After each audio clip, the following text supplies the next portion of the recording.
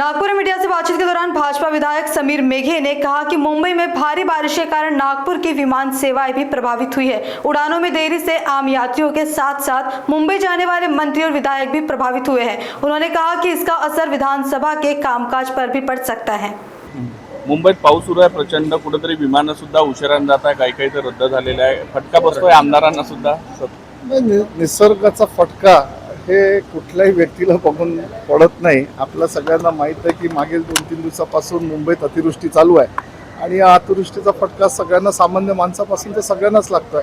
जसं आमचे विमान आता उशिरा झालं आहे आणि निश्चितच विधान भवनाला जायला पण उशीर होईल। अधिवेशन सुरू आहे, पण आता निसर्गाचा फटका आहे तर हा सगळ्यांना सहन करावा लागतो। खरं तर कामकाजावर काही परिणाम होईल किंवा कामकाज पुढे ढकलायला पाहिजे वगैरे असं वाटतं? आता तिथली परिस्थिती एकदा पोहोचल्यानंतर बाकीचे आमदार पोहोचले नाही पोहोचले, ट्रेन पण उशिरा आहे आणि समजा असं राहिलं तर निश्चितच थोडंसं कामकाज पुढे ढकलण्यात येईल असं मला वाटतं। कुठतरी प्रचंड पाऊस असल्यामुळे अनेक ठिकाणी दरडी कोसळल्या आहे, नुकसान होत आहे। मुंबईत ठिकठिकाणी पाणी भरलं आहे, जाण्या येण्यासाठी सुद्धा अडचणी असतात। निश्चितच तिथल्या महापौर जे आहेत तावडेताई, ते दिवस रात्र फील्डवर काम करतात, आपण हे सगळं बघतोय आणि निश्चितच एक डिझास्टर मॅनेजमेंटचा विषय आहे आणि ते निश्चितच चांगलं काम करत आहे।